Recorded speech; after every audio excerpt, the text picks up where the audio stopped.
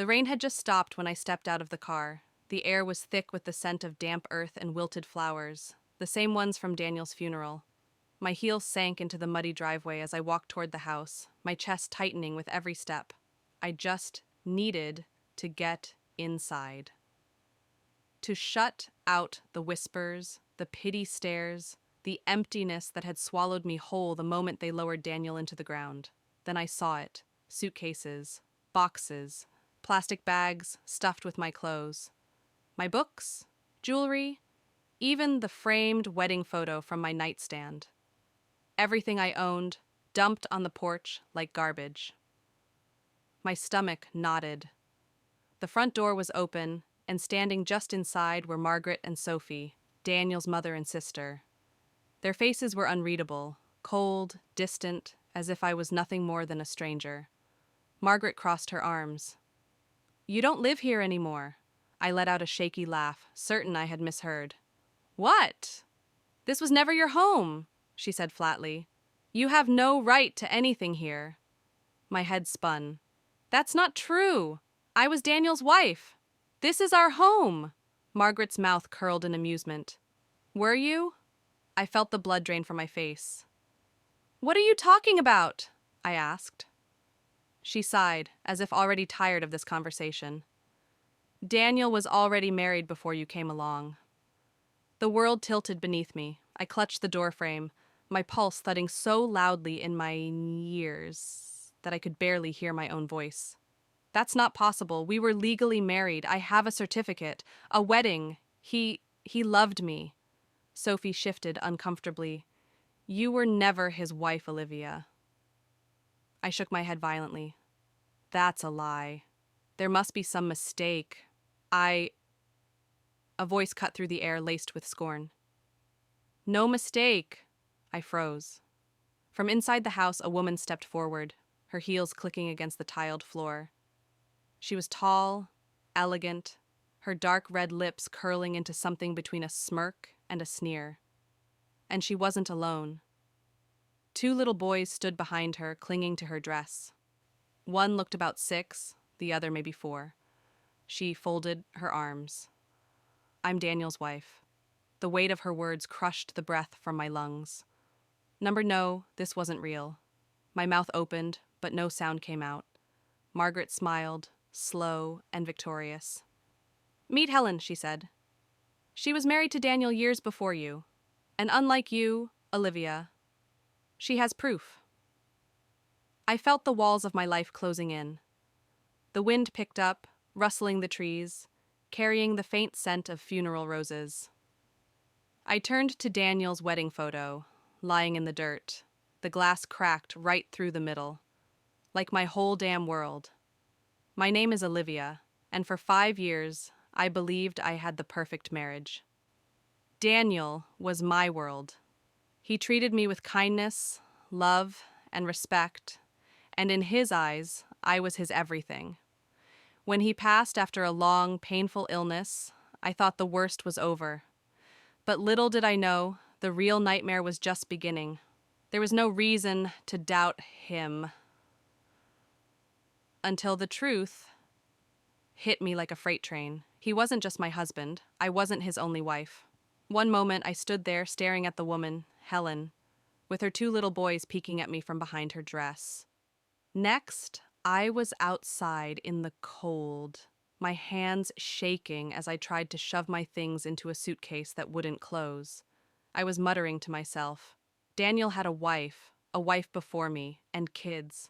I had spent years with this man, loved him, built a life with him, and I was nothing. I couldn't think. I couldn't breathe. I fumbled with my phone, my fingers numb as I dialed Lisa's number. She picked up on the first ring. "Ollie?" My throat closed up. The lump in my chest was too big, too painful. "Lisa, can you come get me?" That was all I managed to say before my voice broke completely. Lisa didn't ask any questions. She just said, "I'm on my way." I sat in Lisa's living room that night wrapped in a blanket that did nothing to warm me. The couch felt too big. My body ached, but I couldn't sleep. My mind kept replaying the moment Margaret spoke those words. Daniel was already married. I squeezed my eyes shut. Why? Why didn't I see it? Shouldn't there have been signs? Late nights at work? Secret phone calls? The unexplained trips? Number Daniel had never acted suspicious. He was my husband. Mine. Lisa walked in, a cup of tea in her hands. She set it on the table and sat beside me. "You need to drink something," she said gently. I didn't move. Lisa sighed. "Ollie, talk to me." I turned to her, my voice hoarse. "I don't understand. How is this happening? How did I not know?" She didn't have an answer, but the world outside did, because the following morning, it was everywhere. The headlines came first. Widow or homewrecker, the woman who married a married man. Fallen business queen, Olivia Parker's life in shambles. Then the talk shows, the podcasts, and then the comment sections filled with laughing emojis and cruel jokes about karma. People I didn't even know discussed my life like I was some character in a soap opera, like I deserved this. She really thought she was the only one? Please? Gold Digger got what was coming. And that's why she couldn't even give him kids. God don't like ugly. That one stung the most. Because Daniel and I had wanted kids, we had tried. And when it didn't happen, I blamed myself. Now, people were using that against me. Like my empty womb was proof that I was being punished. The worst part wasn't the strangers. It was the people I knew. The ones who stopped answering my calls. The ones who didn't want to be associated with a scandal. Even my job let me go quietly and politely, as if they were doing me a favor. Given the circumstances, they said. Circumstances. Like I had done something wrong. By the end of the week, everyone was gone. Everyone except Lisa. Lisa, who let me cry on her couch. Lisa, who didn't flinch when she saw the hateful messages flooding my phone. Lisa looked me in the eye and said, "Something isn't right," and deep down I knew she was right. Because if Daniel really had a whole other wife and family, why didn't I ever see the cracks? I wasn't supposed to fight back. I was supposed to disappear, let them take everything, let them rewrite my story, let them win. But I wasn't going to let that happen. It started with the will, or rather, the lack of one. Few days after moving in with Lisa, I was called to a lawyer's office. I sat across from Daniel's lawyer, my hands gripping the edge of my chair as he spoke. "There is no valid will on record," he said, flipping through a file. I swallowed hard, bracing myself. No will meant that I, as his wife, should inherit everything. Except... "In this case," the lawyer continued, "Daniel's legal spouse and her children will inherit his assets." I froze. "What?" Margaret and Sophie sat quietly, their expressions smug. I shook my head. "That can't be right. I was his wife. You were never legally his wife," the lawyer interrupted smoothly. "Daniel was already married to Helen. Their marriage was never dissolved, which means, in the eyes of the law, you were never his wife." My breath caught in my throat. Helen. The woman who had emerged from my home like a queen reclaiming her throne, her scornful gaze burning into me. The woman whose existence had shattered my reality in an instant. And now, she wasn't just a wife. She was the wife. And her children? They would get everything. I had to quickly leave the venue before the floodgates of my eyes opened. At Lisa's apartment, I sat on the floor, hugging my knees, feeling like my whole life had been ripped away. "I don't understand," I whispered. "Why didn't I see the signs?" Lisa handed me a cup of tea and sighed. "Maybe because you trusted him." The tea burned my throat as I swallowed, but the pain was nothing compared to the storm inside me. Margaret had always treated me with condescension, but I had never questioned it. Sophie had always been distant, but I assumed it was just her nature. Had they always known? Had they been laughing behind my back this whole time? And Daniel? Had he really meant to lie to me forever? I curled my fingers. Something isn't right, Lisa. If Daniel really was married before, why didn't he ever mention it? Why didn't he just divorce her? Lisa tilted her head, considering. You think there's more to it? I nodded slowly. I think I was never supposed to find out, and now that I have, I needed to know why. I couldn't let it go. I needed answers. So I took matters into my own hands. I started digging. I knew I couldn't do it alone, so I hired a private investigator, someone who could access things I couldn't. It didn't take long before I started seeing the cracks in Daniel's life. Cracks I never noticed before. The first thing the investigator found was a trail of hidden properties. Properties I never knew about. Properties that didn't make sense given our financial situation. I had always assumed we were comfortable, but this was something else entirely. Large sums of money had been funneled through shady means, making it impossible to trace. Where was all this money going? Then came the shocker. Daniel had been paying child support for years. How could I not have known this? There were bank transactions and payroll deductions, regular payments to an account I didn't recognize. I stared at the documents, feeling my stomach drop. All those years we'd spent together, I'd never questioned him about where the money went or how much we had in the bank. I just trusted him. I had always trusted him. I wanted to blame myself for not noticing. Was I too naive, too focused on the life we were building? Was I too shallow, too wrapped up in the glamour of our life to dig deeper? I wanted to scream at myself for being so blind, but that wasn't going to help me now. I had to keep going. Lisa saw the look on my face, knew something was wrong, but didn't ask questions. Instead, she just sat down and put her hand on mine. We'll figure this out, she said, her voice steady, calm. I knew that, with Lisa, I wasn't alone. Lisa's eyes narrowed, as if she was thinking. Then she nodded, slowly, deliberately. I've got an idea. What? I asked, desperate for any clue. What if Helen was also being used? I don't trust Margaret at all, and I feel like something deeper is going, she said, her voice quiet but confident. I don't have a good feeling about this, Lisa replied, but I'm going to find out. She spent the next few weeks trying to get close to Helen. She used all her charm, her skills, and her smarts to get the woman talking. I couldn't understand why she would even want to talk to Helen, but I trusted Lisa. Maybe she was right. Maybe Helen has no clue to what was happening. The next few days, Lisa called me. Everything changed.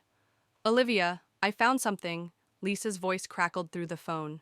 There was a sense of urgency in her tone, something in her words that made my heart skip a beat. You need to meet Helen. She's got something to tell you. I felt a lump in my throat. Helen. The woman I'd sworn to hate. The woman who I'd believed had been Daniel's first wife. The one who had stood between me and everything I thought was mine. I don't know if I'm ready for this, I murmured, unsure. But Lisa's voice was insistent. She's been waiting for this moment, Olivia. She wants to tell you everything. Trust me. It's important. My mind raced as I reluctantly agreed. Okay, I'll meet her.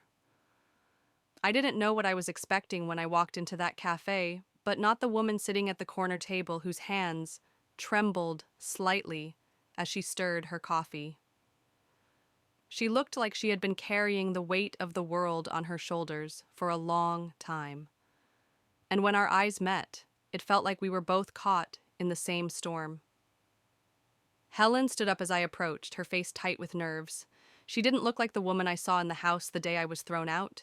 Instead, she looked vulnerable.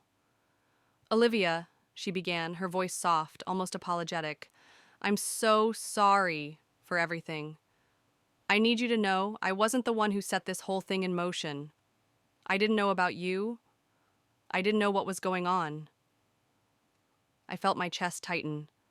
What are you talking about? You were married to Daniel, weren't you? Helen looked down at her coffee cup, her hands shaking slightly as she set it down.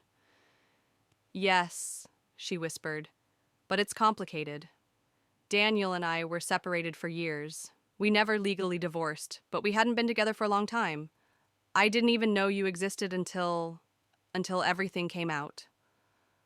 I took a breath, trying to process the flood of emotions hitting me.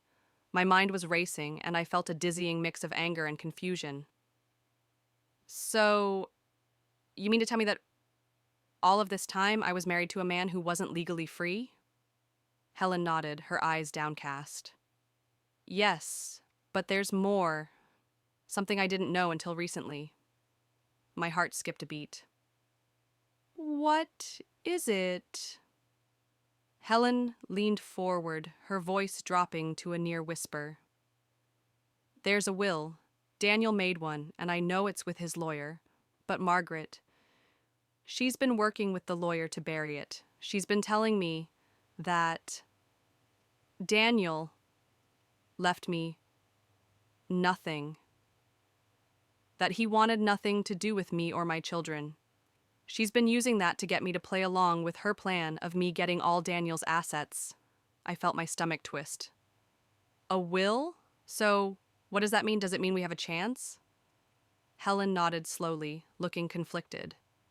Yes, but Margaret isn't just trying to take control of Daniel's wealth. She's using me to do it. She's been keeping me in the dark, manipulating me by telling me that I would get nothing if I didn't cooperate. She has something on me, something that could ruin me if it came out. The weight of her words crashed down on me. What could she possibly have on you? I said. Helen hesitated, her eyes scanning the cafe with a mixture of fear and anger. I can't tell you yet, but it's bad. She's been using that to make me comply, to make me think I had no choice. I sat back in my chair, trying to absorb everything Helen had just said. It felt like the whole world was spinning out of control. I wanted to ask her what the dark secret was, but I was too shocked to say anything, especially as she didn't want to say it yet. My head was spinning. First, Daniel was dead. And now I found out that everything I thought I knew about him, about us, was a lie. And now I was hearing that Margaret had been playing all of us, using Helen to manipulate her into taking what was rightfully mine. But what Helen was saying made sense. Margaret had always been the controlling one, always wanting to keep the power in her hands. She didn't want anyone else to have a say in what Daniel had left behind. So what now? I asked, my voice steady despite the storm brewing inside me. How do we fight back? Helen looked at me, her eyes determined. We fight together. I can't do this alone. We both know what Margaret's capable of, but we can expose her. We just need the right evidence. That was when it hit me. There was something I hadn't thought of. Something that could change everything. The private investigator. Later that week, Lisa, Helen, the hired private investigator, and I met to discuss the next step in the situation. Helen had mentioned the will, but none of us knew how to get our hands on it. The lawyer was the key, and Margaret was working with him to bury everything Daniel had left behind. But Lisa and the investigator came through. After days of searching, the investigator uncovered a video, one that Daniel had made, a confession of sorts, that was stored on his private cloud. It was a video Daniel had made for us, for me, because he knew what was coming. The video was simple, yet it carried a weight that hit me right in the chest. Daniel's face filled the screen, his expression serious and steady as he looked directly into the camera. If you're watching this, then I'm gone. His voice was calm, but the words carried an undeniable gravity. I want to make something clear. I made a will, and it's with my lawyer, Barrister Davis Thomas. In that will, there are provisions for both Olivia and Helen. I know this might come as a shock to you, Olivia, and I am truly sorry for not telling you about Helen earlier. I was trying to protect you, but now I see how wrong that was. I never wanted you to find out like this, and I regret that I didn't explain things sooner. He paused for a moment, his face softening with the weight of his apology. You deserve better, Olivia. You and Helen both. The properties, the assets. It's all for you two. You'll both have what's rightfully yours. I felt the rush of emotions hit me all at once. Relief, anger, and a bittersweet sense of vindication. Though he didn't leave me with everything, I was relieved. The truth is now out in the open.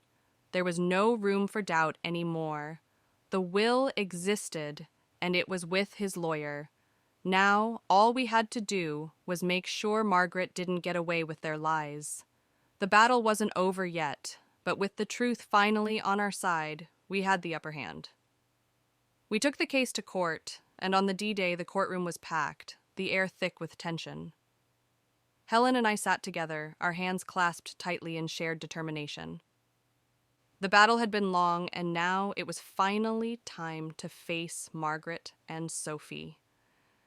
I could feel the weight of every step we'd taken leading to this moment, every discovery, every piece of evidence that had brought us here. Margaret sat across from us, her face as cold as ever, but there was a sign of nervousness in her eyes. She knew what was coming. Barrister Davis was called, but not willingly. The court had ordered him to produce the will, and he stood there, his hands trembling as he reluctantly handed over the document. It was clear he didn't want to be here, but the law had forced his hand. He knew this would end his career, and I couldn't help but feel a rush of satisfaction at the thought. The will was clear, Inee. Daniel had divided everything among Helen, his kids, and me, and it was evident now, in black and white, that Margaret had been lying. The fraud she'd orchestrated to steal what wasn't hers was exposed for all to see. As the judge read through the documents and reviewed the evidence, I could barely contain the relief that flooded through me. My heart was pounding, but this time it was for all the right reasons. We had won. On a final note, Margaret was charged with fraud. Her face was drained of color as the reality set in. Her lies and greed had finally caught up with her. And the house. The house she'd thrown me out of without a second thought. It was now legally Helen's. She had always been the rightful owner, but seeing it in writing made everything feel real. I stood there, trying to hold back the tears, not out of sadness, but out of sheer triumph. And for once, it felt like the weight of the world had been lifted off my shoulders. As for Barrister Davis, his career was over. The court disbarred him, his reputation ruined by his involvement in the fraudulent scheme. He'd been nothing more than a pawn in Margaret's game, but he paid the price for his role in it. As the court adjourned, I felt a sense of peace settle in. I could finally breathe again. As Margaret was led away in handcuffs, there was an unsettling tension in the air. The courtroom had erupted into murmurs of victory, but for some reason, I couldn't shake the feeling that something was still left unsaid. Helen, sitting beside me, seemed different, her face a mask of relief, but her eyes were darker than I remembered. She'd played a pivotal role in this victory, but now that it was all over, there was something she hadn't told me, something that still gnawed at her. Margaret, as she was being escorted out, turned her eyes to Helen with a scornful look, her lips curling into a knowing smirk. And then, just before the doors slammed shut behind her, she spoke, loud enough for everyone to hear. "You think you've won, Helen? Don't get too comfortable. I still have all the cards. You might have won this round, but the truth about Daniel, well, that's not over yet. Maybe it will come to light soon enough." The words hung in the air like a warning, sharp and unsettling. I turned to Helen, confused. What did Margaret mean? And why did Helen look so distant all of a sudden? Helen's eyes met mine, and for a moment, I thought she was going to say something. But instead, she quickly looked away, her hands trembling slightly in her lap. She forced a smile, but it didn't reach her eyes. There was a secret. Something bigger than just the will. Something Margaret was holding over her. And as much as Helen had helped me take down Margaret, I could see that this wasn't the end of the story. There was still a missing piece. What was it that Margaret had on Helen? And why did it feel like the truth about Daniel was far from being fully uncovered? The victory we had just secured felt incomplete, as if the final chapter hadn't been written yet. Margaret's words echoed in my mind. Maybe the truth about Daniel will come to light soon enough. And as I watched Helen, her gaze lost in thought, I couldn't help but wonder if that truth was something she was afraid to face. Something that could unravel everything we thought we knew. If you loved this twist, just wait. There's more where that came from. Watch the next revenge story now and see karma strike again. Don't forget to like and subscribe to keep the stories coming.